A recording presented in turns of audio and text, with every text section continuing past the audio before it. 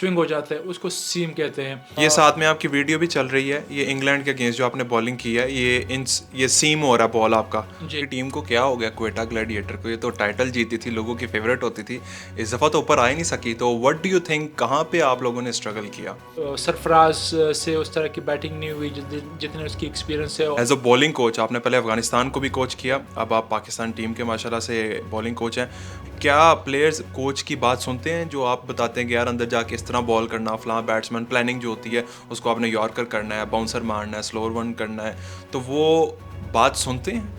मैं उमर गुल कितनी क्रिकेट खेल चुका हूँ, मैं कितने टेस्ट मैचेस खेल चुका हूँ, वो पास्ट हो गया, वो हिस्ट्री हो गई है। एहसानुल्लाह फ्यूचर का one of the best asset हो सकते हैं। अब्बास की अगर आप बात करें तो मेरे ख्याल से अब्बास फ्यूचर में एक अच्छा ऑलराउंडर साबित हो सकता है। फील्डर तो वो है ही अच्छा। हम क्यों नहीं इस तरह के विकेट्स बना सकते ताकि हमारे प्लेयर्स कल को बाहर जाएं तो वहाँ पे स्ट्रगल ना करें? तो ये हमारी विकेट्स क्यों इतनी डेड, इतनी स्लो क्यों है? रीज़न क्या है? यहाँ की मिट्टी इस तरह की है? इसकी दो रीज़न है। तो वो सोलर उनके घर लग रहा फिर। लेट्स सी, अनाउंस तो हो गया। बिस्मिल्लाहिर्रहमानिर्रहीम, अस्सलाम वालेकुम नाज़रीन, this is Ahmad Razzaq. I hope आप सब हैरियत से होंगे। Welcome to another episode of this podcast. और आज बड़े स्पेशल गेस्ट हैं जी हमारे साथ। मेरे बड़े भाई भी हैं, मेरे दोस्त भी हैं और मेरे बड़ी भी हैं। और पाकिस्तान के फार्मर फास्ट बॉलर और पाकिस्तान के current bowling coach Umar Gul साहब हमारे साथ मौजूद हैं। थैंक यू सो मच, आपने वक्त दिया। जी वेलकम अहमद, एनी टाइम। खाना बहुत मज़े का था, चाय भी बहुत मज़े की है। नहीं, आपका अपना ही कर रहे हो। और फैमिली जिस तरह आपने कहा कि बड़े भाई, बिल्कुल आप हमेशा से छोटे भाई हो और इंशाल्लाह रहोगे भाई, छोटे भाई। इंशाल्लाह इंशाल्लाह, थैंक यू सो मच। एक दफ़ा फिर से हम आपको ग्रीन शर्ट्स में देखेंगे। क्या डिफरेंट करने जा रहे हैं, क्या प्लान्स हैं? और कॉन्ग्रेचुलेशंस टू यू, माशाल्लाह। First of all thank you so much. और ऑब्वियसली मेरे ख़्याल से पहले तो मैं एज प्लेयर खेल रहा था ग्रीन शर्ट में, जी जी। और अभी इंशाल्लाह इसको दोबारा मैं पहनूंगा। एक दफ़ा फिर मुझे ग्रीन शर्ट पहनने को मिले इस दफ़ा एज बॉलिंग कोच, तो मेरे ख़्याल से बड़े ऑनर और प्राइड की बात है मेरे लिए। और काफ़ी खुश हूँ, एक्साइटेड हूँ कि अपने जो यंगस्टर हमारे जो लड़के, उनके साथ काम कर सकूँ, उनके साथ अपनी एक्सपीरियंस शेयर कर सकूँ। तो अभी तो हमारा एक शॉर्ट ट्रिप है, लेकिन आई होप अगर इन फ्यूचर मुझे लॉन्ग टर्म के लिए हायर करते या मेरा कॉन्ट्रैक्ट होता है तो ऑब्वियसली फिर मेरे लिए चैलेंजेस होंगे कि जो जी जो मैं फ़ील कर रहा हूँ हमारे जो बॉलर्स के जो जो मज़ीद रिक्वायरमेंट है, उनको जो इम्प्रूवमेंट की ज़रूरत है, इंशाल्लाह उसके लिए काम करूँगा और काफ़ी एक्साइटेड हूँ उसके लिए। लेकिन अभी तो ये है कि हमारे एक शॉर्ट ट्रिप है अगेंस्ट अफगानिस्तान, उस पर फोकस हो। और काफ़ी लाइक ये एक दफ़ा फिर मेरे एक प्राउड मोमेंट है। बिल्कुल। तो how was your PSL journey? आपकी टीम को क्या हो गया क्वेटा ग्लैडिएटर को? ये तो टाइटल जीती थी, लोगों की फेवरेट होती थी, इस दफ़ा तो ऊपर आ ही नहीं सकी। तो व्हाट डू यू थिंक, कहाँ पे आप लोगों ने स्ट्रगल किया? I think to be honest इस दफ़ा जिस तरह की हमारी टीम बनी हुई थी, काफ़ी लाइक हम कॉन्फिडेंट थे। और मैंने बाकी इंटरव्यूज़ में भी कहा था कि जो लास्ट 2-3 सालों से हमारे साथ जो प्रॉब्लम आ रही थी, एक तो कोविड की वजह से जिसमें हमारे कुछ प्लेयर इस तरह के वो पार्शली अवेलेबल थे, कुछ प्लेयर्स जो यहाँ पे स्पेशली फॉरेनर प्लेयर्स वो मौजूद थे। फिर इन बिटवीन कोविड की वजह से कुछ प्लेयर्स चले गए। हसनैन के बॉलिंग एक्शन पे हमें मसला हो गया, बिल्कुल। इलीगल उसको बैन हो गया। लेकिन अगर स्पेसिफिकली इस सीज़न की बात की जाए तो आपकी तो बॉलिंग बहुत स्ट्रॉन्ग थी। हुसनैन भी थे आपके पास नसीम शाह थे, फिर सरफराज अहमद वेरी एक्सपीरियंस्ड गाय, वो टीम को हेड कर रहे थे, आप भी टीम के साथ थे, मोइन खान, तो सारे, तो बड़ा स्ट्रॉन्ग पैनल था। तो कहाँ पे वो फिर ये तो नहीं इशू है बीच में जैसन रॉय भी चले गए, जो प्लेयर्स का चेंज होता है वो उस वजह से तो नहीं थी आपकी टीम स्ट्रगल कर और रही? नहीं, उसी चीज़ पे मैं आ रहा था। मेरे ख्याल से इस दफ़ा जिस तरह मैंने कहा कि काफ़ी एक्साइटेड टीम, काफ़ी बैलेंस बनी हुई थी, क्योंकि लास्ट ईयर हमने थोड़ी सी ये थे कि कोविड की वजह से और कुछ इंजरी की वजह से हमारे जो जो जो प्लेयर्स का एक कम्बिनेशन बना हुआ था, जी वहाँ पे हम स्ट्रगल कर रहे थे, क्योंकि हमारा मिडल ऑर्डर इतना स्ट्रांग नहीं था। इस दफ़ा हमने पूरे जितने भी हमारे जो टीम मैनेजमेंट, कोचिंग स्टाफ, जो ओनर जो जो ड्राफ्ट में बैठे हुए थे, उन्होंने उस पर वर्कआउट किया था और जी। काफ़ी मेहनत उन्होंने की थी। टॉप ऑर्डर से लेके मिडल ऑर्डर को भी देखा था। फिर हमारे जो पेस अटैक थे वो भी ज़बरदस्त सेलेक्ट हुआ था।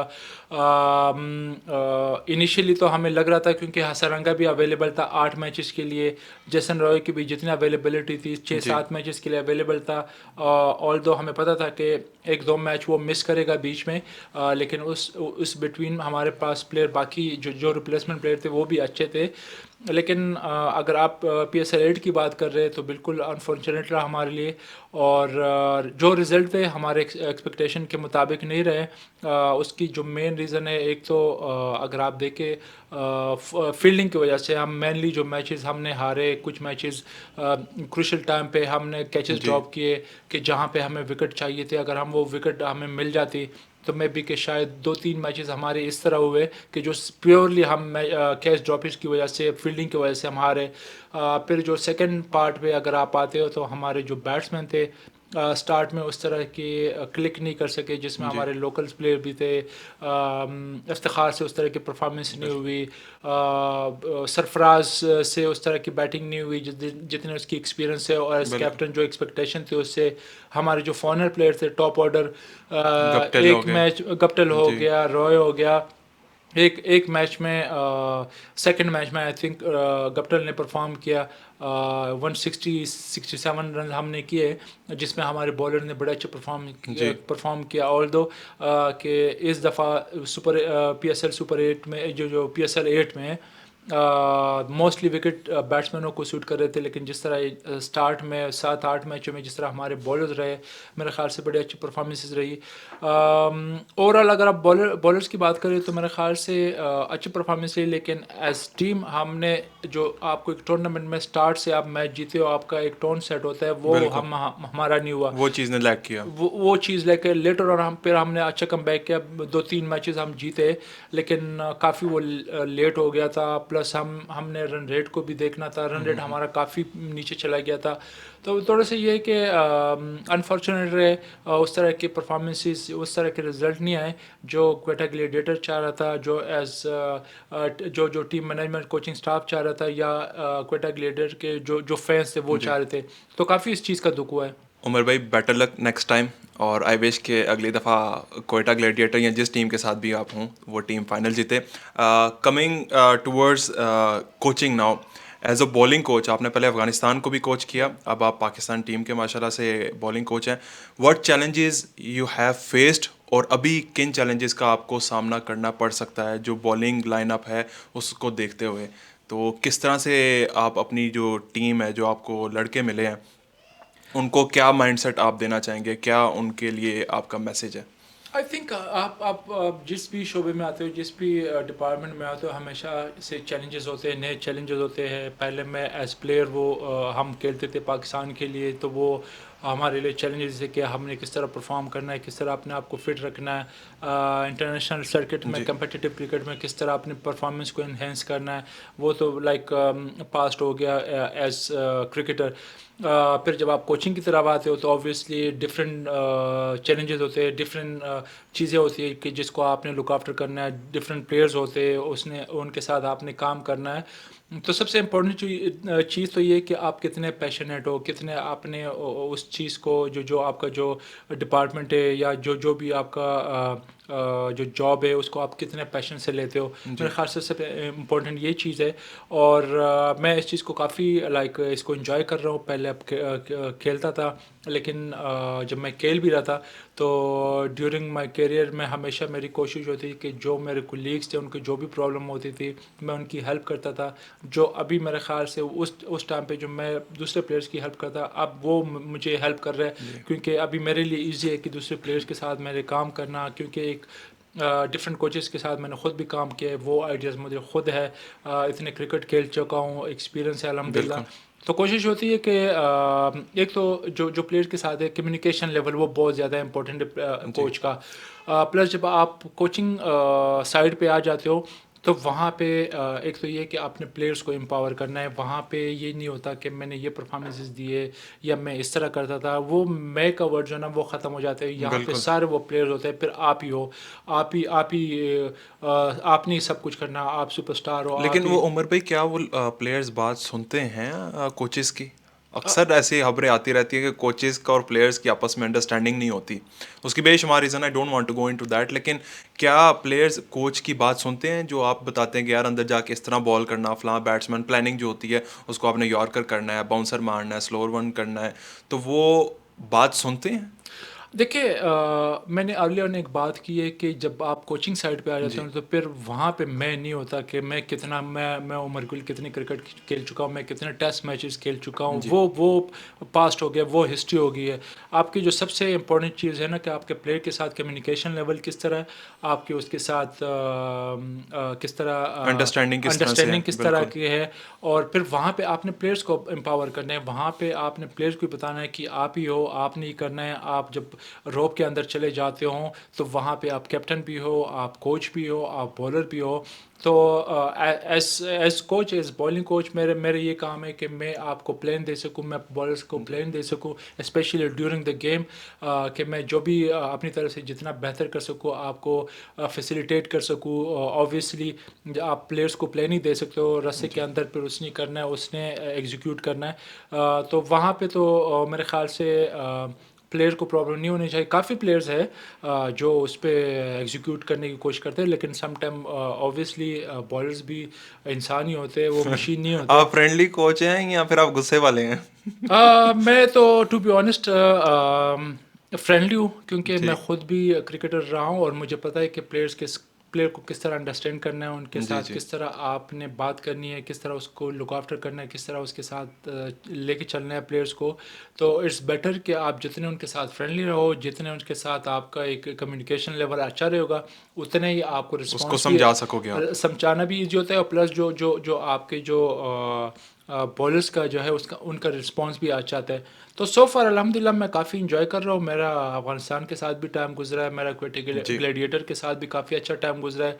तो अभी तक तो मैं जितना भी मैंने कोचिंग की है, तो प्लेयर्स का बड़ा ज़बरदस्त रिस्पॉन्ड आ रहा है। प्लस ये है ठीक। कि मैं ख़ुद भी मैंने कभी इस चीज़ पे बिलीव नहीं किया कि कौन सीनियर है कौन जूनियर है। मेरे लिए हर प्लेयर एक जैसा होता है, मैं कोशिश करता हूँ कि सबको इक्वली ट्रीट करूँ। उमर भाई, फास्ट बॉलर्स जो हमारा यंग टैलेंट आगे आ रहा है, उनको आप क्या एडवाइस देना चाहेंगे? पेस के हवाले से, स्विंग के हवाले से, फिटनेस के हवाले से, वो अपनी क्रिकेट क्वालिटी को किस तरह से बेहतर कर सकते हैं? चाहे वो कोई फर्स्ट क्लास क्रिकेटर है, चाहे वो कोई नेशनल लेवल पे खेलता है, चाहे वो कोई लोकल लेवल पे खेलता है। ख्याल से सबसे इम्पोर्टेंट चीज़ ये है कि आप जो ना क्वालिटी पे कोई कंप्रोमाइज़ नहीं होना चाहिए। मैं कभी भी क्वांटिटी पे बिलीव नहीं करता कि आप आते हो और 15-15 20-20 ओवर करते हो, लेकिन उसके कोई रिजल्ट कोई मायने कोई कुछ नहीं होता। आपको क्वालिटी काम करना चाहिए। अगर आप नेट में भी आते हो, आपकी जो प्रिपरेशन है मैचेस के लिए, या वैसी आप अपने आप को तैयार करते हो सीज़न के लिए, तो मैं हमेशा से बिलीव करता हूँ कि जो भी आप काम करते हो क्वालिटी काम होना चाहिए। कि जो आपके मैच की जो रिक्वायरमेंट है आप नेट में वही प्रैक्टिस करो, उसी तरह आप जी, प्रैक्टिस करो। ये नहीं कि आप घंटे घंटों बॉल करें लेकिन उसका रिजल्ट जो ना कुछ भी ना हो, ऐसी टाइम पास हो। और सेकेंडली मेरे ख्याल से फास्ट बॉलर जितने भी है, चाहे वो फर्स्ट क्लास के हो या इंटरनेशनल को, मैं हमेशा एडवाइस कर रहा हूँ कि आप एक तो क्लब क्रिकेट बहुत ज़्यादा ज़रूरी है। डोमेस्टिक क्रिकेट को तो आपके लाइक साल में 3-4 महीने होते हैं, वहाँ बिल्कुल। पे फर्स्ट क्लास होते हैं या वनडे होते हैं। लेकिन क्लब क्रिकेट ऐसी चीज़ है कि ये पूरे साल आप खेलते हो। तो अगर आप फर्स्ट क्लास में बिजी नहीं हो तो आपको क्लब क्रिकेट खेलनी चाहिए। और जो इंटरनेशनल जो जो बॉलर्स हैं उनको मैं एडवाइस कर रहा हूँ, क्योंकि आजकल काफ़ी सारे प्लेयर्स जो ना मैं देख भी रहा हूँ, फील भी कर रहा हूँ कि वाइट बॉल की तरफ काफ़ी ज़्यादा आ रहे। फ्रेंचाइज क्रिकेट की तरफ से हर हर प्लेयर चाहता है कि मैं फ्रेंचाइज क्रिकेट खेलूँ, T20 खेलूँ। तो अगर आप T20 भी खेलते हो या वनडेज भी खेलते हो, लेकिन उसके लिए ज़रूरी है कि आप 4 डे क्रिकेट ज़रूर खेलो। फर्स्ट क्लास जो क्रिकेट है, रेड बॉल की जो एक्सपीरियंस है, क्योंकि वहाँ पे काफ़ी डिफरेंट कंडीशन आते हैं, डिफरेंट बिल्कुल। फेजेस आते हैं, कि जिसमें आपको बॉलिंग करने का आइडिया होता है, किस तरह अपने बैट्समैन को आउट करना है। प्लस जो सबसे इम्पोर्टेंट चीज़ है कि आपके जो बॉडी मसल है वो यूज्ड हो जाते हैं लंबे लंबे स्पेल्स के लिए, लंबे बॉलिंग के लिए। तो एक तो ये है कि सिर्फ ना सिर्फ first class cricket, 4 day cricket आपकी स्किल इम्प्रूवमेंट आती है, बल्कि आप फिजिकली भी उसके साथ फिट रहते हो। लेकिन अभी आपने ये फर्स्ट क्लास क्रिकेट की बात की है, तो अभी रिसेंटली गवर्नमेंट चेंज होने की वजह से जो क्रिकेट स्ट्रक्चर चेंज हुआ है, are you in support of this cricket structure, या जो पहले वाला था 6 टीम्स वाला वो बेहतर था? आपकी नज़र में दोनों को अगर सामने रखा जाए, कंपैरिजन किया जाए, तो विच स्ट्रक्चर वाज बेटर? मेरा ख्याल से जब ये स्ट्रक्चर चेंज भी हुआ था, जब 6 टीमों का कॉन्सेप्ट बना था, तो तब भी मैंने उस टाइम पे भी कहा था, इवन दो कि मैं वो 6 टीमों में था भी, जी, मैं बलूचिस्तान को रिप्रेजेंट कर रहा था। उससे पहले जो जो जो डिपार्टमेंट और रीजन की जो टीमें थी जो आपस में खेलती थी, मैं हमेशा से उस सिस्टम को ज़्यादा सपोर्ट करता हूँ। और हमने बार बार इंटरव्यूज़ में भी कहा कि वो सिस्टम हमारा ज़्यादा बेहतर था, क्योंकि एक तो ये था कि आपके डिपार्टमेंट की बेहतरीन टीमें होती थी, वहाँ पे कोई कंप्रोमाइज़ नहीं होता। कोई भी टीम, कोई डिपार्टमेंट की कोई टीम भी ये नहीं चाहता कि वहाँ पे कोई 19-20 वहाँ पे आप किसी प्लेयर को नहीं रखते। जो भी आपके बेस्ट अवेलेबल प्लेयर्स जी। होते हैं, तो हर टीम की ख्वाहिश होती है कि अगर हम किसी को हायर करते हैं, उनको पैसे देते हैं, तो बेस्ट प्लेयर हम पिक कर सके। तो एक तो ये था कि काफ़ी एक तो जो प्लेयर्स का एक ग्रुप था, काफ़ी बड़ा ग्रुप था, हर प्लेयर्स को अपॉर्चुनिटी मिल रही थी, क्रिकेट ज़्यादा हो रही थी। जो जो जो जो 6 टीमों का जो सिस्टम है, इसमें यह है कि क्वालिटी क्रिकेट तो हो रही है, लेकिन आपने दो चीज़ों पे कंप्रोमाइज़ किया। एक तो फाइनेंशियली प्लेयर्स काफ़ी सारे स्ट्रगल कर रहे थे, स्ट्रगल कर बिल्कुल। रहे थे, जिसमें ना सिर्फ प्लेयर्स थे, उसमें कोचिंग स्टाफ भी थे, और जी। दूसरे भी मैनेजमेंट साइड पे भी काफ़ी लोग जॉबलेस हो गए। और सेकेंडली जो एक ग्रुप था कि पहले ज़्यादा प्लेयर्स को मौके मिलते थे, क्योंकि 16 टीमों ने आपस में खेलना था, बिल्कुल। अब 6 टीमें हो गई। तो मेरे ख्याल से ये जो जो दो प्रॉब्लम्स है, ये ज़्यादा इम्पोर्टेंट और ज़्यादा अहमियत के हामिल है कि जो पुराना सिस्टम था उसको मैं प्रेफर कर रहा हूँ।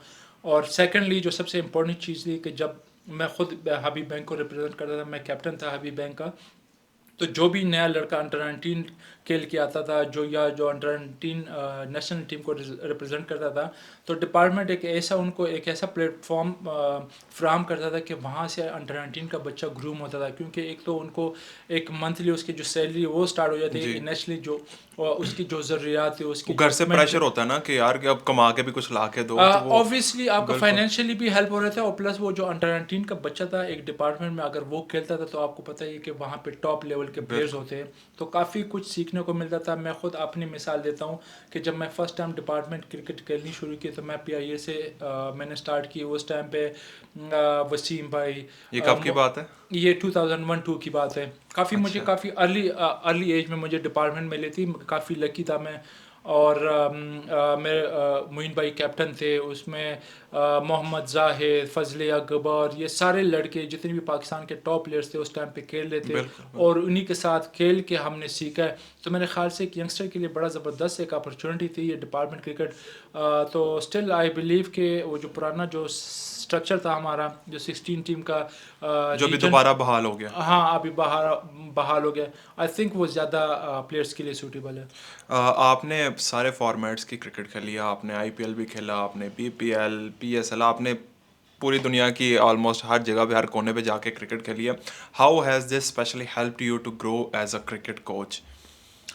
देखिए, मेरे ख़्याल से काफ़ी इम्पोर्टेंट है, स्पेशली यंगस्टर के लिए, या आप इवन अगर आप अच्छे लेवल पे क्रिकेट भी, इंटरनेशनल क्रिकेट भी खेलते हो, तो इनिशियली स्टेज पे आपको अगर ऐसी लीग्स आप खेलते हो, तो इससे काफ़ी फ़ायदा होता है। एज प्लेयर आपको इसलिए फ़ायदा होता है कि आप डिफरेंट लीग्स में खेलते हो, डिफरेंट एटमॉस्फेयर में आप खेलते हो, कंडीशन में खेलते हो, फिर आप ड्रेसिंग रूम शेयर करते हो डिफरेंट प्लेयर्स के साथ, जिसमें काफ़ी इंटरनेशनल प्लेयर्स भी होते हैं। एक तो ये कि आप उनसे काफ़ी चीज़ें सीखते हो प्रोफेशनली, कि वो जो सीनियर प्लेयर्स है, या जी। जो भी अच्छे परफॉर्मर इंटरनेशनल लेवल पे जो अच्छी क्रिकेट खेल चुके हैं, वो अपने लुक आफ्टर किस तरह करते हैं, जी। उनका जो एक तैयारी है, जो प्रिपरेशन होता है बिफोर द मैच, वो किस तरह होती है। तो एक यंगस्टर के लिए बहुत मैटर करता है कि वो डिफरेंट लीग खेले। और सेकेंडली अगर आप एज कोच बात करें, तो बिल्कुल ही, अब PSL में मैं 3 साल कोचिंग की है, इसके साथ मैंने 2 साल फ्रेंचाइज क्रिकेट में क्वेटा ग्लेडिएटर को मैंने रिप्रेजेंट किया है श्रीलंकन लीग में, गोल ग्लेडिएटर में। वहाँ पे पहले साल मैं एज हेड कोच था, जी। सेकंड साल फिर मैं बॉलिंग कोच था। तो काफ़ी आप लाइक डिफरेंट लीग्स में जब आप जाते हो, डिफरेंट जगहों पे आप डिफरेंट प्लेयर्स को तो आप कुछ कोच चीज़ को भी कर, लर्न करने का मौका मिलता कोचिंग के लिए भी ऑब्वियसली, है। जिस जी। तरह मैंने पहले ही कहा था कि हर हर दिन आपके लिए नया होता है, नए बिल्कुल। चैलेंजेस होते हैं। तो काफ़ी मुझे उससे भी हेल्प हुआ, और अभी रिसेंटली जो मुझे असाइनमेंट मिली पाकिस्तान टीम के साथ, तो आई होप कि ये इसमें मुझे और ज़्यादा फ़ायदा होगा, मैं डिफरेंट कोचेस के साथ और काम करूँगा। तो हमेशा से एक लर्निंग का जो एक प्रोसेस है, वो जारी रहता जारी। है। कभी भी आप ये नहीं कह सकते कि मैं परफेक्ट हूँ, हर जगह से आपको थोड़ी बहुत चीज़ें सीखने को मिलती है। कोचिंग के लिए ज़्यादा लंबा क्रिकेटिंग करियर चाहिए, ज़्यादा एक्सपीरियंस चाहिए, ज़्यादा एजुकेशन चाहिए, या फिर वही पहले वाली बात के प्लेयर्स के साथ अंडरस्टैंडिंग, इन सारी चीज़ों में से सबसे इम्पोर्टेंट चीज़ कौन सी है? आई थिंक दोनों इम्पोर्टेंट है। देखिए, जब आप अच्छी क्रिकेट खेलते हो, इंटरनेशनल क्रिकेट खेलते हो, तो ऑब्वियसली आप हर हर तरह की कंडीशन में खेलते हो, हर तरह के प्रेशर आप हैंडल करके आए होते हो, और आपको पता होता है कि जी इंटरनेशनल लेवल पे किस तरह की कंपटीशन होती है, डोमेस्टिक पे किस तरह की होती है। तो वो प्रेशर, अल्हम्दुलिल्लाह, वो प्रेशर हमने हैंडल किए। हर टीम के अगेंस्ट खेला हूँ, वर्ल्ड कप खेले, बड़े बड़े इवेंट्स खेले हैं। तो बिल्कुल वो इनिशियली तो ऑब्वियसली एक यंगस्टर पे प्रेशर होता है, लेकिन जब आप ग्रूम होते हो, जब आप जितनी क्रिकेट खेलते हो, तो आप पे वो प्रेशर हट जाता है, आप उन चीज़ों से सीखते हो। और प्लस फिर ये है कि साथ में अगर आप कोचिंग कोर्स करते हो, तो टू बी ऑनेस्ट, मैंने ड्यूरिंग जब अभी क्रिकेट मैंने ख़त्म भी नहीं की, तो पीसीबी ने कोचिंग कोर्स अरेंज किए थे, जो रिसेंट प्लेयर जो खेले थे, जिसमें टेस्ट प्लेयर भी थे, मिसबा वगैरह, हफीज़, ये सारे थे।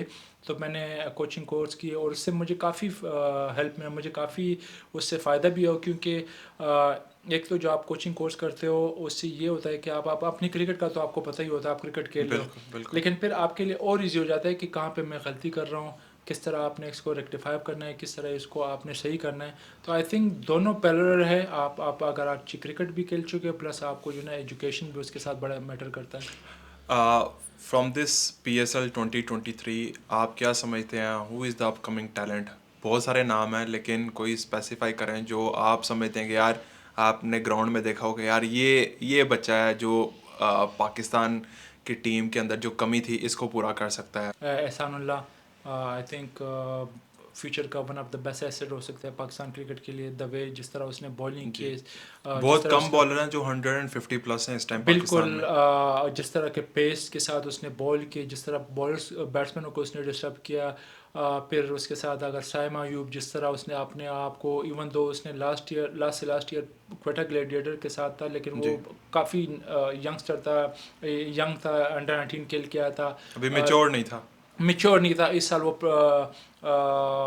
फर्स्ट क्लास के सीज़न खेल के जी जी आया, लेकिन जिस तरह फिर उसने पीएसएल में अपने आप को ट्रांसफॉर्म किया, जिस तरह T20 क्रिकेट में वो लेके आया, साइमा अयूब हो गया, अब्बास की अगर आप बात करें, जी तो जी मेरे अब्बास ख्याल से अफरीदी। अब्बास फ्यूचर में एक अच्छा ऑलराउंडर साबित हो सकता है। फील्डर तो वो है ही अच्छा, जिस तरह उसने अपने ही इज़ अ वेरिएशन टॉप किए, wicket taker I guess in PSL। Top wicket taker है, जिस तरह जी उसने कंडीशन को रीड किया, जिस तरह डिफरेंट कंडीशन में उसने वेरिएशन किए, स्लोअर वन किए, तेज़ बॉल किए, और आई थिंक उसमें एक अच्छे और ऑलराउंडर एक ही बनने। हैट्रिक आई गेस वो अब्बास अफरीदी की आई जी, गेस इस हैट्रिक उसने PSL किए, में। और उसमें काफ़ी अच्छी पोटेंशियल है कि वो एक अच्छा ऑलराउंडर बन सकता है। तो वो सोलर उनके घर लग रहा है फिर। लेट्स सी, अनाउंस तो हो गया। ठीक हो गया उमर भाई। पाकिस्तान क्रिकेट को इस टाइम किन चैलेंजेस का सामना है अगर टेस्ट क्रिकेट की बात की जाए, तो क्यों हम इतना स्ट्रगल कर रहे हैं, होम ग्राउंड्स में हम हार रहे हैं सीरीज, इसकी क्या वजह आपको नज़र आती है? प्योरली अगर आप बात करें, तो मेरे ख्याल से हम पाकिस्तान क्रिकेट की अगर आप हिस्ट्री देखें स्टार्ट से, होम सीरीज़ पे हमेशा हमें एडवांटेज है, हमने मैच जिताए थ्रू जी बॉलिंग बॉलिंग की वजह से हमने हमेशा मैच जिताया था, चाहे वो स्पिनर्स हो या फास्ट बॉलर्स हो। अभी रिसेंट पास्ट में हमारे कुछ सीरीज़ हुए जिसमें हमने थोड़ा सा स्ट्रगल किया, हमारे इंग्लैंड के बॉलर्स अगेंस्ट अभी इंग्लैंड के रिसेंटली, अगेंस्ट या ऑस्ट्रेलिया के ऑस्ट्रेलिया। अगेंस्ट हमने उस तरह की परफॉर्मेंसेस नहीं दी जो हम एक्सपेक्ट कर रहे थे, स्पेशली अपने बॉलर से। और वही चीज़ आती है कि टेस्ट वाइट क्रिकेट में तो हमारे पास टॉप के बॉलर्स हैं, वही बॉलर्स हम जब रेड बॉल में लेके आते हैं, लेकिन चूंकि उनकी इतनी एक्सपीरियंस नहीं है, रेड बॉल की इतने एक्सपीरियंस नहीं है फर्स्ट क्लास के, या ना वो तो इतने फर्स्ट क्लास खेल चुके इतनी हैं, क्रिकेट नहीं खेली red ball. Red ball cricket नहीं के लिए। तो मेरे ख्याल से सबसे पहले तो ये है कि उन लड़कों को मैं ये एडवाइस करूँगा कि वो रेड बॉल जितना ज़्यादा से ज़्यादा खेल रहे, क्योंकि वाइट बॉल में तो आपके लाइक 50 ओवर या 20 ओवर में तो आपके लिमिटेड होता है, लेकिन रेड बॉल में आपको दिन में 15 से 20 ओवर करने होते हैं, आपने 2 दफ़ा टीम को आउट करना है। कंडीशन जिस तरह के हमारे होम कंडीशन होते हैं रिवर्स स्विंग का, आई थिंक हम वो जो पार्ट है एक रिवर्स स्विंग का, वो चीज़ हम मिस कर रहे हैं। अगर आप देखें बॉल्स में पोटेंशियल तो है, उनमें उनके साथ पेस भी है, लेकिन अगेन जो स्किल्स है और जो रेड बॉल की जो एक्सपीरियंस है, अभी वो थोड़ा सा लैग कर रहे हैं। उमर भाई एक नैरेटिव बन गया हुआ पाकिस्तान के अंदर कि जनाब ये सिफारशी प्लेयर है, ग्रुपिंग है, पर्ची, इस किस्म के अल्फाज इस्तेमाल किए जाते हैं which is not good at all. Of course ये एक ह्यूमन साइकी, सेंसिबल इंसान को पता है कि जब रोप के अंदर कोई चला जाता है तो उसने खुद परफॉर्म करना है, उसे किसी ने परफॉर्म नहीं करवाना। बट मैं आपसे सुनना चाहता हूँ क्या सिफारिश या लाइकिंग डिसलाइकिंग वाला ये कोई चक्कर है, कोई वाकई ये सीन है? देखिए दो चीज़ें, एक है सिफारिश, एक होता है लाइकिंग डिसलाइकिंग। सिफारिश तो अगर किसी की सिफारिश करते हैं, चलो मैं मान लेता हूँ कि उस सिफारिश पे आ जाता है, लेकिन वो सिफारिश पे परफॉर्म तो उसने अंदर करना है ना, बिल्कुल रोप के अंदर तो उसने खेलना है। सिफारिशी प्लेयर तो कभी भी इस तरह की परफॉर्मेंस नहीं दे सकता। हाँ, लाइकिंग डिसलाइकिंग ऑब्वियसली हर बंदे का अपना माइंड सेट होता है। जब एक टीम सेलेक्ट होती है तो वहाँ पे भी जो जो सिलेक्शन पैनल होते हैं, सिलेक्शन कमेटी वालों की या कैप्टन कोच, उनके भी आपस में ऑब्वियसली 19-20, अगर जहाँ पे प्लेयर्स 19-20 हो तो वहाँ पे आप लाइकिंग डिसलाइकिंग में कह सकते हो, लेकिन प्योरली ये नहीं कि 15 के 15 होते हैं। एक आध प्लेयर ऐसे होते हैं कि जहाँ पे आप एडवांटेज दे सकते हो लाइकिंग डिसलाइकिंग की। लाइक सम मैं बॉलर्स की बात कर रहा हूँ, एक बॉलर होगा कि वो अच्छा है लेकिन दूसरा बॉलर उसके साथ अच्छा फील्डर होगा जी। या थोड़ी बहुत वो बैटिंग कर रहा होगा, तो ऑब्वियसली फिर आप लाइकिंग में वो आ जाते हैं कि यार इसको थोड़े से एडवांटेज इसको है फील्डिंग की चांस देना चाहिए। और बैटिंग की, तो वो लाइकिंग डिसलाइकिंग तो वो होती है। लेकिन पूरे 15 के 15 तो नहीं होते थे, एक आध प्लेयर बिल्कुल। में हो सकता है। बाकी सिफारिश आई डोंट थिंक सो कि सिफारिशी प्लेयर लंबा चल सकता है, एक जी। आध मैच में तो वो हो जाएगा।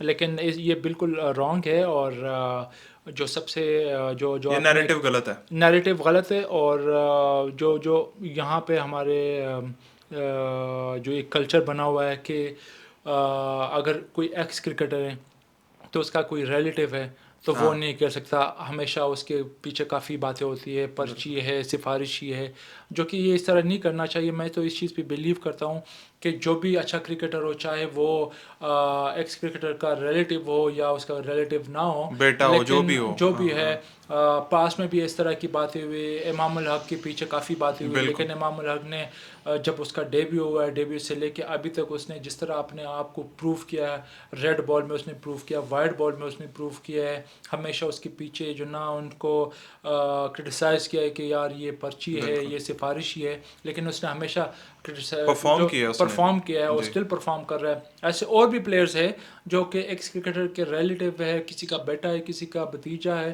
तो मेरे ख्याल से इस चीज़ को तो हालांकि ये चीज़ ज़्यादा तंग करती है। अगर इमामुल हक का इस तरह वो इंजी भाई रिलेटिव जो है वो ये चक्कर ना होता, ये हाँ सीन ना होता, तो शायद वो मेंटली तौर पे थोड़े इजी होते। वो तो खुद में से वो इतना अच्छा टैलेंट है, वो खुद फंस गया हुआ कि यार मुझे ज़्यादा क्रिटिसाइज़ किया जाता अगर मैं कहीं कम स्कोर, ज़ाहिर बात है हर प्लेयर पे बैड पैच आता है। तो बिल्कुल। वो उनका भी मेरा ख्याल है यही इशू है, वो बेचारे इसी टेंशन में रहते हैं कि यार परफॉर्म ना हुआ तो कह दिया जाएगा रिलेटिव है, परफॉर्म हो जाए तो बल्ले बल्ले बल्ले वाह वाह नहीं, वाह। देखिए बिल्कुल ये नैरेटिव को बिल्कुल ख़त्म करना चाहिए, जी। और ये हमें जो है ना पॉजिटिव सोच रखनी चाहिए कि जो परफॉर्मर है उसको हम रिस्पेक्ट दे दें। और इमाम उल हक ने मेरे ख्याल से क्रेडिट जाता है उसको, जिस तरह मेंटली वो स्ट्रांग है। जी। हमने देखा है किस तरह उनको लोग क्रिटिसाइज़ कर रहे थे, लेकिन अगर उसको देखें मेंटली कितना स्ट्रांग है, उसने ना सिर्फ मेंटली अपने आप को स्ट्रांग रखा, बल्कि उसने परफॉर्मेंस के वजह लिहाज से से भी भी। लोगों को जी। जो जो क्रिटिसाइज़ कर रहे थे उनको चुप किया। तो मेरे ख्याल से एक प्लेयर का ये काम है कि वो खामोशी से परफॉर्म करता है, बाकी लोगों को बोलने दे, जो भी बोलता है। एंड ऑफ द डे क्या मैटर करता है, आपकी परफॉर्मेंस मैटर करता है कि आपने बिल्कुल। क्या परफॉर्म किया, क्या नहीं किया। इंडिया की बात की जाए तो why can't India produce fast bowlers like us, और फिर पाकिस्तान की बात की जाए तो पाकिस्तान क्यों नहीं बैट्समैन उस तरह से निकाल पा रहा है, या उस तरह के बैट्समैन क्यों नहीं आ रहे जैसे इंडिया के है, विराट कोहली है, सूर्य कुमार यादव हैं, बेशुमार नाम है उनके। तो ये हमेशा से क्यों रहा है कि हमारी बॉलिंग स्ट्रांग, उनकी बैटिंग स्ट्रांग, ये रीज़न क्या है? सबसे सिंपल, इसका सिंपल जवाब है कि आपके रोल मॉडल क्या है। जब आप किसी गली मोहल्ले में भी खेलते हो तो आप देखते हो यार ये फलाना प्लेयर क्या किस तरह की बैटिंग करता है या कितना तेज़ बॉलर है। Same goes with Pakistan cricket and India cricket. आप देखिए पाकिस्तान के, अगर मैं ख़ुद अपनी बात करूं तो हमने हमारे जो रोल मॉडल थे, इमरान भाई थे, वसीम भाई, वकार भाई थे, उनको देख के हमने क्रिकेट स्टार्ट किए, और बचपन से एक शौक़ था कि जी। मैं भी फास्ट बॉलर बनूं। तो ऑब्वियसली जो आपका जो रोल मॉडल होता है तो हर बंदा फिर चाहता है कि मैं इसकी तरह बनूं, चूँकि यहाँ पे हमेशा से हमारे जो जो क्रिकेट हिस्ट्री है, मोस्टली जो डोमिनेट किया है क्रिकेट में, तो हमारे बॉलर्स ने किया, और बड़े बड़े लेजेंड बैट्समैन भी हमारे काफ़ी बड़े बड़े जी, लेजेंड है। लेकिन जो एक करिश्मा होता है या एक बिल्कुल। शौक होता है रोल मॉडल का, तो वो हमेशा से फास्ट बॉलर है। इमरान भाई हो गए, वसीम भाई हो गए, वकार भाई, शुएब अख्तर हो गए, शोएब तो भाई, लोग उनको फॉलो कर रहे हैं। गली मोहल्ले सेम, में बच्चे खेल रहे हाँ, हो ना तो वो कहते हैं इतना तो शोएब अख्तर, इतना तो उमर गुल, ये सही या बात है, ये तो बातें चल सेम रही होती गोज हैं। With India. मेरे ख्याल से वहाँ पे जी, भी लोग उनके इतने बड़े बड़े बैट्समैन, सुनील गावस्कर, सचिन तेंदुलकर, राहुल द्रविड़, जिस तरह के प्लेयर गुजरे, तो वो जो एक यंगस्टर आता है या जो क्लब क्रिकेट जब स्टार्ट करता है, तो वो भी कहता है कि यार मैं सचिन तेंदुलकर बनूं, मैं विराट कोहली बनूं। तो मेरे ख्याल से ये मैं जो सिंपल जवाब है, ये रोल मॉडल का है। उमर भाई, विकेट्स की बात की जाए, जो पिचेस होती हैं, हमारे प्लेयर्स इंग्लैंड जाते हैं, स्ट्रगल करते हैं, वहाँ पे बॉल स्विंग हो रहा होता है, ऑस्ट्रेलिया जाते हैं, वहाँ पे बॉल तेज़ आता है, बाउंस होता है, राइज होता है। हम क्यों नहीं इस तरह की विकेट्स बना सकते ताकि हमारे प्लेयर्स कल को बाहर जाएं तो वहाँ पे स्ट्रगल ना करें? तो ये हमारी विकेट्स क्यों इतनी डेड, इतनी स्लो क्यों है? रीज़न क्या है? यहाँ की मिट्टी इस तरह की है? इसके दो रीज़न हैं। एक तो हमारी जो पिचेस है, वो हम उस जो जो होता है ना इंटरनेशनल सर्किट पे जो होता है, जो पिचेस होती है, उस मेयार के मेरे ख्याल से कभी हम तैयार करते, कभी नहीं करते। सही। कंसिस्टेंसी नहीं है उसमें। क्योंकि हमारे पास अगर आप देखें, तो हर तरह के पिचेस हम तैयार कर सकते हैं। अगर आप पंजाब में आते हो तो यहाँ पे आप फास्ट पिचेस बना सकते हो। अगर आप कराची पर चले जाते हो, वहाँ पे स्लो। स्पिन विकेट जी, स्लो पिचेस बना सकते हो। कंडीशन वाइज या जो जो हमारे पास जो जो फैसिलिटी है, मेरे ख्याल से हम तैयार कर सकते हैं। लेकिन मसला क्या, हम डिसाइड नहीं कर पा रहे कि किस तरह पिचेस होनी चाहिए। मेरे जी, ख्याल से आप जिस सेंटर पे भी जाते हो, हमारे पास बेस्ट अपॉर्चुनिटी थी कि आप वहाँ पे सपोर्टिंग पिचेस बनाओ, जी। कि बाउंस भी हो उस पिच में, और इवन बाउंस के साथ आए बैट्समैनों को रन्स करने का भी वो एक मौका मिले, एक मौका मिले। बैलेंस्ड विकेट हो। उनको एक शौक पैदा हो कि किस जी, तरह रन्स करने हैं, लंबे रन्स किस तरह करने हैं। अनफॉर्चुनेटली हमारे पिचेस जब हमारा सीज़न स्टार्ट होता है, तो वो पिचेस जो ना हमें वेल प्रिपेयर्ड नहीं मिलते। बीच में एक दो दिन का गैप होता है, उसमें आप ये एक तो हमें मेरे ख्याल से डिफरेंट ग्राउंड्स पे खेलना चाहिए, ताकि हमारे जो पिचेस है उनको पूरा मौका मिले कि जो जो हमारा नेक्स्ट गेम में हमेशा से ये होता है कि फर्स्ट क्लास सीज़न में आपके 2 दिन का ब्रेक होता है, उसके ग्राउंड्स बाद को भी रेस्ट चाहिए बेसिकली। रेस्ट चाहिए, प्लस जी, पिचेस को रेस्ट चाहिए होता है।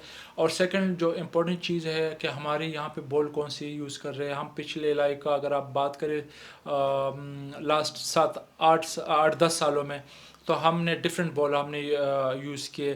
कभी हम ग्रेस बॉल से करते हैं, कभी हम ड्यूब बॉल से करते हैं, कभी अच्छा। कोकोबुरस से करते हैं। तो मेरे ख्याल से एक मेन रीज़न ये भी है। तो ये चीज़ हम मैटर करती है। बहुत मैटर करती है, क्योंकि जब आप अगर आप कोकोबुरा की बॉल रेगुलर यूज़ करते हो, तो उसके लिए फिर आपने पिचेस भी वैसी तैयार करनी है। क्योंकि वहाँ पे कोकोबुरा बॉल ये है कि जब एक दफ़ा पुराना हो जाता है तो उसके सीम अंदर चला जाता है। तो फिर अगर आप फ्लैट पिचेस बनाते हो, तो वहाँ पे बॉलर्स के लिए कोई हेल्प नहीं होती।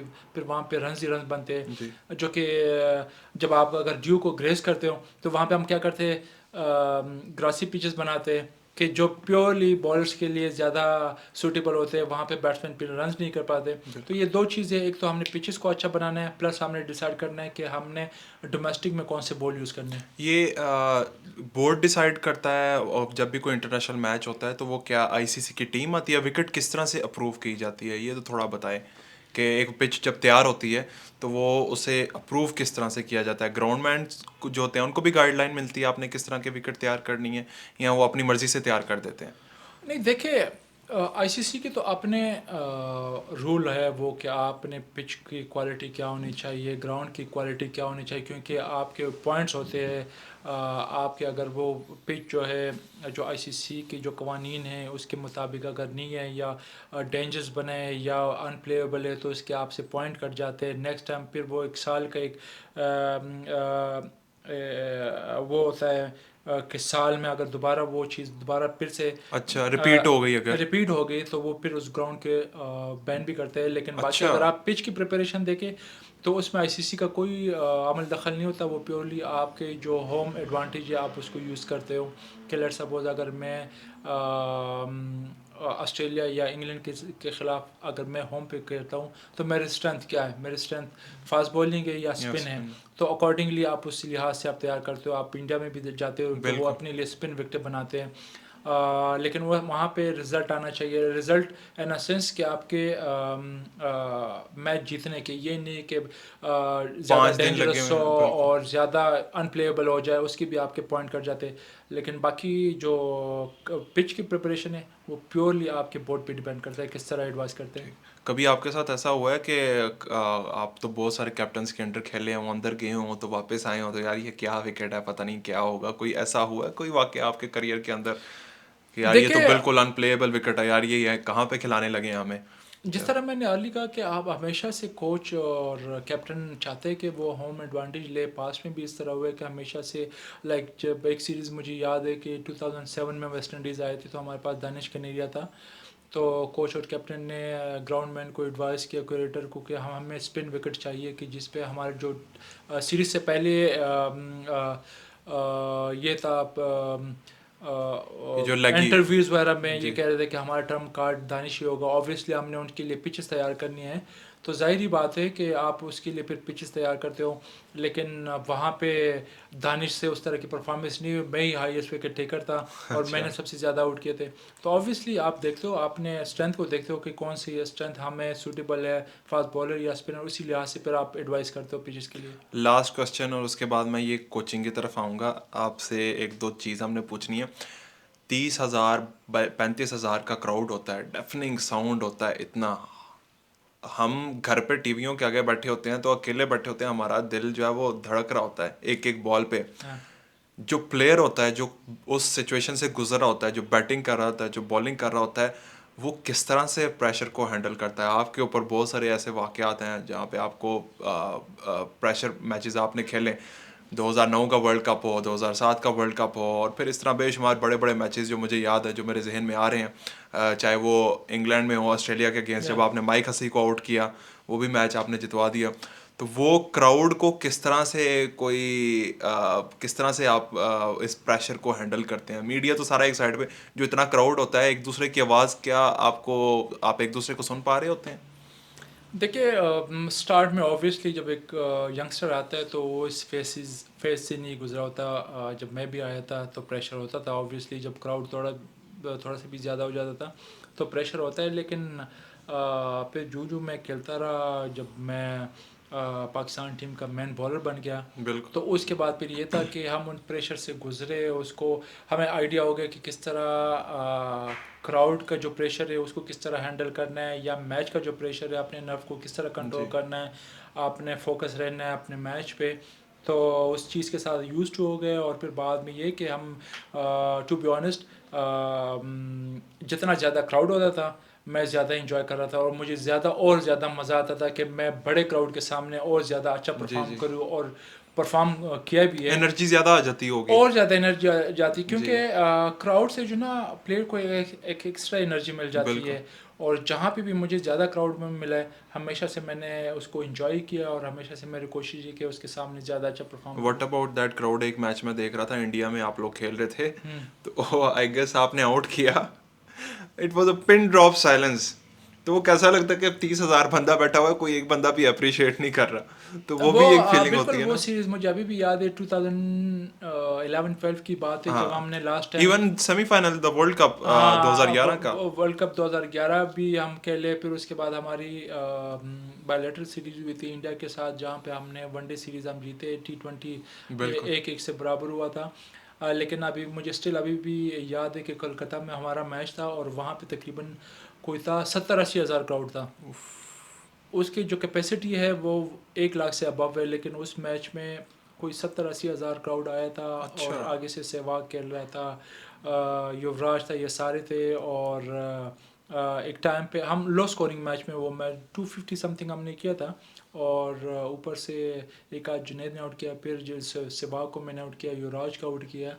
और आप बिल्कुल सही कह रहे हैं कि जब आप इंडिया में खेलते हो तो वो अगर आप पे सिंगल भी लेते हैं तो वो 70 हज़ार क्राउड एकदम से चीख लगाते हैं। लेकिन जब आप उनको आउट करते हो तो ऐसा लगता है कि बिल्कुल एक खाली कमरे में बैठा हूँ और बिल्कुल पिन पॉइंट साइलेंट।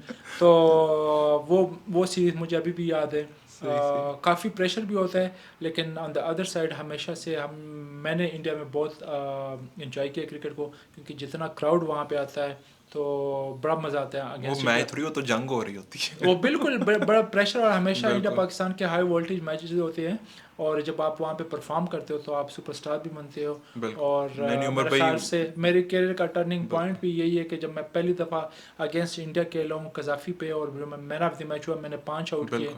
तो उसके बाद मेरा एक नाम शुरू हो गया एंड हाँ देन यार। इन 2007 के वर्ल्ड कप के अंदर या जो बिल्कुल। आपकी बॉलिंग थी, एंड देन इन 2009 माशाल्लाह हाँ। People love you, thank you मैं- सो वेरी मच जी। ये कोकापुरा का बॉल है, आई गेस। ये कोकोबोरा का बॉल है, लेकिन काफ़ी पुराना हो गया है। तो और ये उमर गुल के हाथ में बॉल आ गया है, अब इसे उन्होंने आउट करना है, स्विंग करना है बॉल। तो ये अब आपने मुझे सिखाना है, अब तो आप कोचिंग में आ गए ना, तो मुझे ये आपने सिखाना है कि रिवर्स स्विंग कैसे होगा इस बॉल से। ये जो मेरा से ये शाइनी साइड है जो ये ये शाइनी साइड तरफ से इसको आपने निशान एक लगाया हुआ कैमरे है में कि नजर आ ताकि रहा है ताकि जी जो देखने वाले उनको पता चले कि ये शाइनी साइड है। ऑल दो ये बॉल तो खैर दोनों साइड से काफ़ी हाँ पुराना जी। हो गया है, तो ये रफ लेकिन साइड भी दिखा दीजिएगा कैमरे में। ये रफ साइड है बिल्कुल। रिवर्स स्विंग का ये होता है कि ये एक साइड आप शाइन करते हो, ठीक।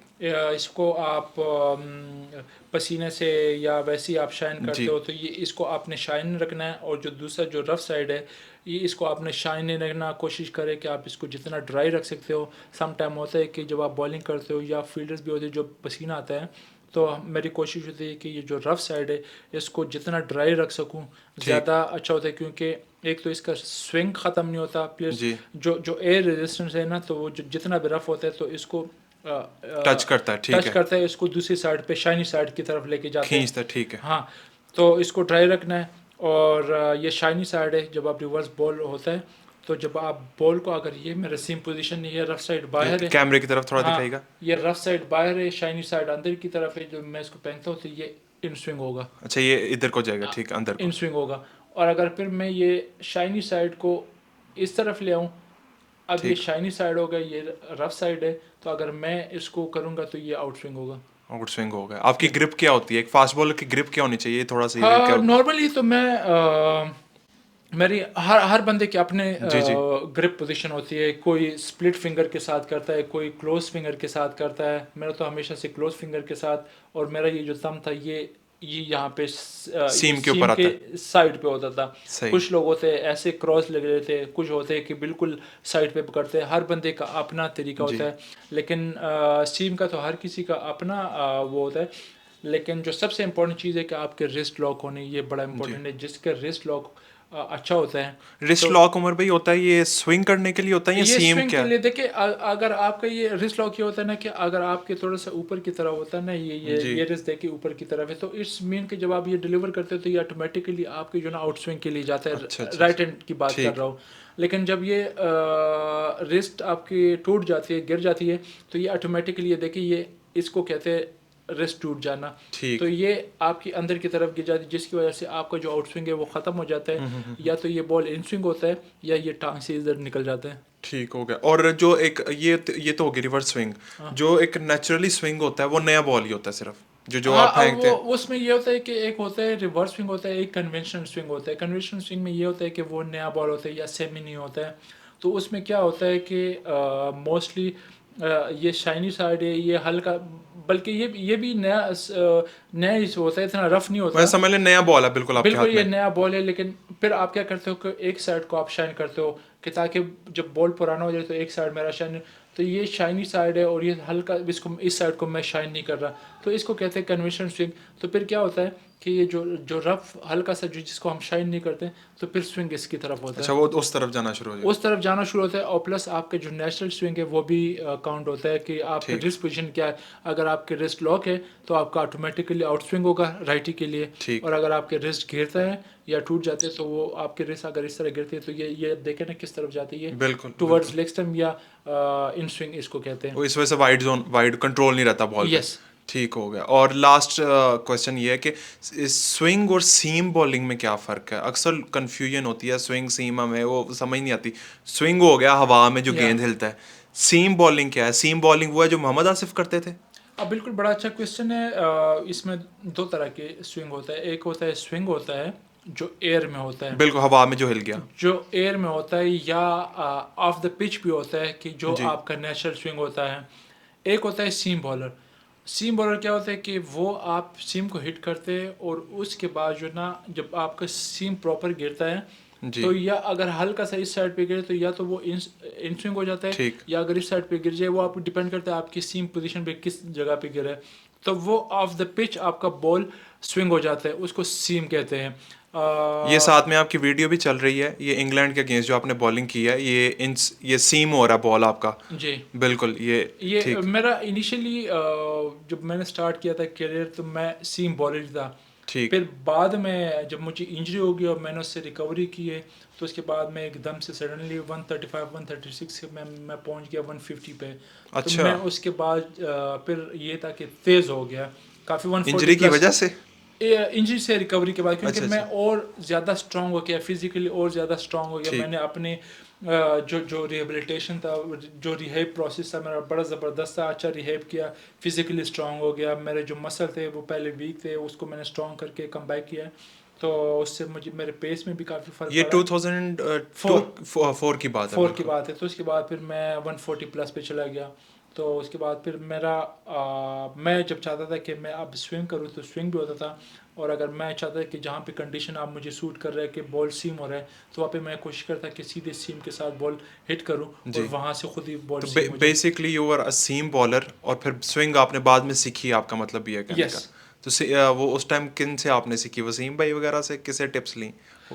देखिए ऑनेस्टली मैंने वीडियोस देखी हैं। अच्छा, वीडियोस देख के। ठीक। हाँ, मैंने वसीम भाई से वैसे ही ऐसे ही अगर हम मिले हों हमने बादशाह ज़रूर किया, ऑब्वियसली हमारे लेजेंड है वकार भाई के साथ मैं उनकी कोचिंग में भी रहा हूँ। लेकिन मोस्टली जो मैंने सीखे तो मैंने उनकी वीडियोस देखी है।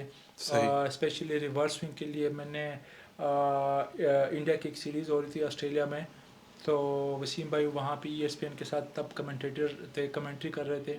तो उसने इरफान के साथ, मोहम्मद इरफान के साथ, एक सेशन किया था, इरफान बिल्कुल। पठान, सॉरी बिल्कुल। इरफान पठान के साथ वो कोचिंग उनको बता रहे थे। तो उसने हेडन को बोल्ड किया था इन स्विंग यॉर्कर पे। तब वो वीडियो जब मैंने देखी तो फिर मैंने बार बार उसको देखा है और मैंने देखा कि यार ये सीम पोजीशन क्या है, इसकी डायरेक्शन क्या है, इसने बॉल किस तरफ फेंका है बॉल। फेंका है। तो उसके बाद फिर मुझे रिवर्स स्विंग आनी शुरू होगी, जिसके बाद वो फिर मेरा मैन वेपन बन गया रिवर्स स्विंग का। मैं मुझे काफ़ी कंट्रोल आ गया और काफ़ी मैंने उससे आउट किए फिर। उमर भाई, thank you so very much. आपके वक्त वेलकम। का बहुत मज़ा आया है इस थैंक यू। पॉडकास्ट का। यू और वेलकम। Best of luck. आप नए दरवाजे हैं और नए मैदान हैं जिनको आपने फ़तह करना है। अल्लाह इंशाल्लाह। ताला आपको मज़ीद कामयाबियाँ दे। Thank you. Thank you. Umar भाई हमारे साथ मौजूद थे जी। इंशाल्लाह ताला किसी और मेहमान के साथ किसी और जगह पे हाज़िर होंगे। कमेंट्स में अपनी राय का ज़रूर इज़हार कीजिएगा। अल्लाह ने के बाद।